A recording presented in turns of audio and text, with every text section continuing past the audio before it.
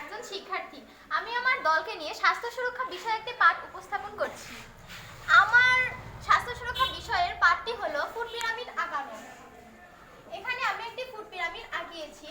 Food পিরামিডের 4টি স্তর থাকে। প্রথম স্তরে থাকে শর্করা জাতীয় খাবার অর্থাৎ ভাত, রুটি, আলু ইত্যাদি। দ্বিতীয় স্তরে থাকে ভিটামিন ও খনিজ লবণ জাতীয় খাবার অর্থাৎ শাকসবজি ও ফলমূল। তৃতীয় স্তরে থাকে আমিষ জাতীয় খাবার যেমন মাছ, মাংস, দুধ, ডিম ইত্যাদি। আর চতুর্থ স্তরে থাকে তেল ও চর্বি জাতীয় খাবার। ফুড পিরামিডের মাধ্যমে আমরা বুঝতে পারি প্রতিদিন কোন খাবার কতটুকু খেতে হবে। ফুড পিরামিড সম্পর্কে বিভিন্ন স্লোগান: যদি সুস্থ থাকতে চাও তবে সুষম খাবার খাও, যদি সুস্থ থাকতে চাও তবে আয়োডিন যুক্ত লবণ খাও, ভালো স্বাস্থ্য থেকে সম্পদ বেশি মূল্যবান নয়। আসসালামু আলাইকুম, আমার নাম সুমাইয়া আক্তার। আমি ষষ্ঠ শ্রেণীর একজন ছাত্রী। আমি এখন স্বাস্থ্য সুরক্ষা বিষয়ে একটি পাঠ উপস্থাপন করব। আমাদের স্বাস্থ্য সুরক্ষা বিষয়ে পাঠটি হলো বৌছি খেলার আঁকানো। বৌছি খেলার নিয়ম, খেলার স্থান, খেলার মাঠ বা উন্মুক্ত, খেলোয়াড়ের সংখ্যা প্রতি দলে 5 জন থেকে 8 জন। খেলার বিবরণ: প্রথমে দুই দলের মধ্যে টস হবে। যারা টসে জিতবে তারা গুরু দেবে এবং অন্য দল চান্দা দেবে। যদি 8টি গুরুর পরেও বউ নিয়ে আসতে না পারে তাহলে তারা হেরে যাবে, আবার যদি আনতে পারে তাহলে বিজয়ী হবে। এভাবেই অন্য দলেরাও খেলবে। আসসালামু আলাইকুম, আমার নাম নাইশা, আমার রোল 5। আমি স্বাস্থ্য সুরক্ষা বিষয়ের একটি পাঠ উপস্থাপন করব।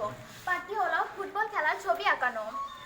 খেলার বিবরণ: ফুটবল খেলা পৃথিবীর সবচেয়ে জনপ্রিয় খেলা। ফুটবল খেলায় 11 জন করে মোট 22 জন খেলোয়াড় থাকে।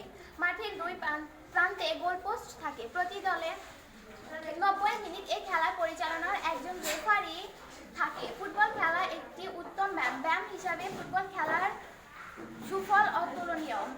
সুস্থ সবল থাকতে হলে খেলাধুলা করতে হবে। খেলাধুলা করে যে রোগবালাই থেকে বাঁচে সে।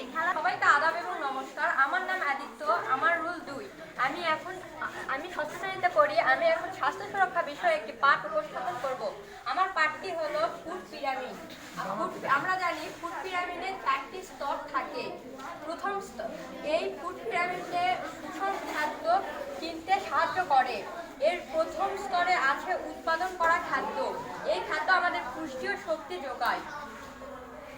দ্বিতীয় ধাপে আছে ফল ও সবজি, এটি আমাদের পুষ্টি যোগায়। তৃতীয় ধাপে আছে মাছ, মাংস, দুধ, ডিম ইত্যাদি।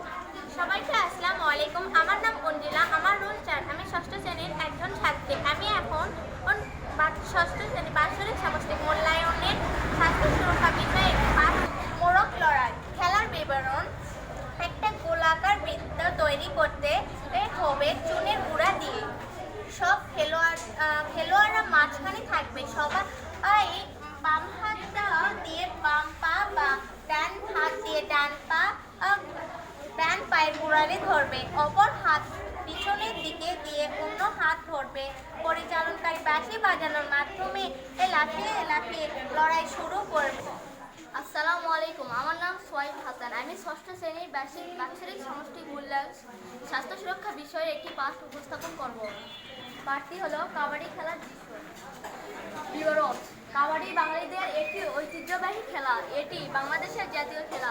এই খেলায় এক দলে মোট 12 জন সদস্য থাকে, কিন্তু খেলায় 7 জন করে নামে। প্রথমে একদল কাবাডি দেবে। তার উদ্দেশ্য প্রতিপক্ষ দলের একজনকে ছোঁয়া। সে যদি ছুঁতে পারে তাহলে সে দল 1 পয়েন্ট পাবে, আর প্রতিপক্ষ দলের একজন আউট হয়ে যাবে। সে যত বেশি পয়েন্ট করবে সে দল বিজয়ী হবে। এটি খেললে শরীর ও মন দুটি প্রফুল্ল থাকে।